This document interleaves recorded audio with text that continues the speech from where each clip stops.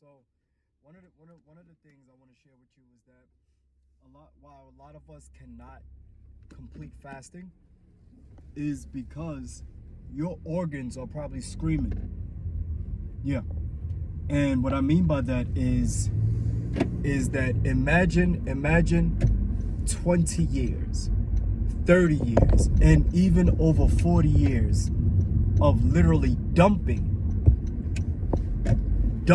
like just dumping food in your system. And y'all know what I'm talking about, because we all do it. We all did it. You know, you get something to eat and you love it, you enjoy it, you're hungry, and you don't even really chew your food, and you just chew a little bit, and then you swallow, and you chew a little bit and you swallow, and then you go home or to an event, you chew and you swallow, and you chew and you swallow, you know, and you're not really chewing your food. And what happens is this puts the organs into overdrive. It puts it into overdrive. And when your organs are in overdrive, right, how would they work optimally? So most times, that's why when we fast and we can't really get through a fast, is because your stomach is more than likely used to you dumping food on it. Your liver is probably full of toxic situations from overeating, and it's screaming for help. And or your kidneys, your adrenal glands, so much more. I could go on all day about each organ, but the point I'm making is that you've never gave your organs, your body, a chance to actually take a break. Imagine people that you've known that 20, 30 years, even 40 years, never went past 2 days. As a matter of fact, went past a day. Now I want you to think about that. And as we know, all the information about fasting, we all know it. We literally all know it. Honestly, fasting is easier than actually transforming your body, if you ask me. How and why? All you gotta do is stop eating. Literally, just stop eating. Just literally stop eating. And, you know, I mean, as simple as it sounds, but that's how simple it is. Just stop eating for 3 days. Just don't eat. Don't eat.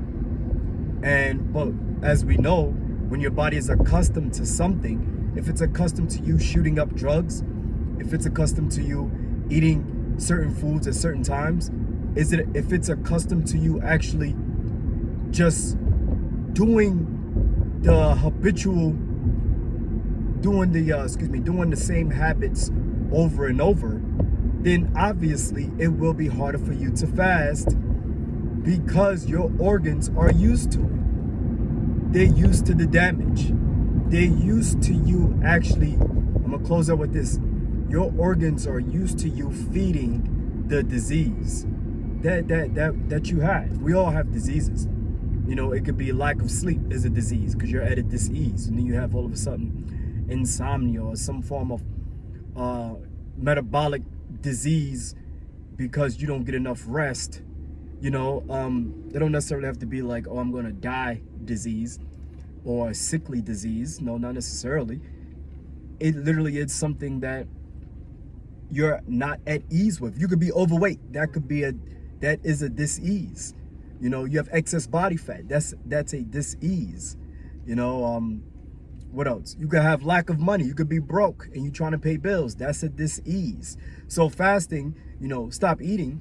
The average American spends about, I think, $8 to $16 a day on food. Think about it. That's let's just say $24. How many people in your house? You know, 24 times 2 people, 24 times 3 people. You know, sometimes we buy meals, $10, $15 a pop, 15, that's $45 in 3 days.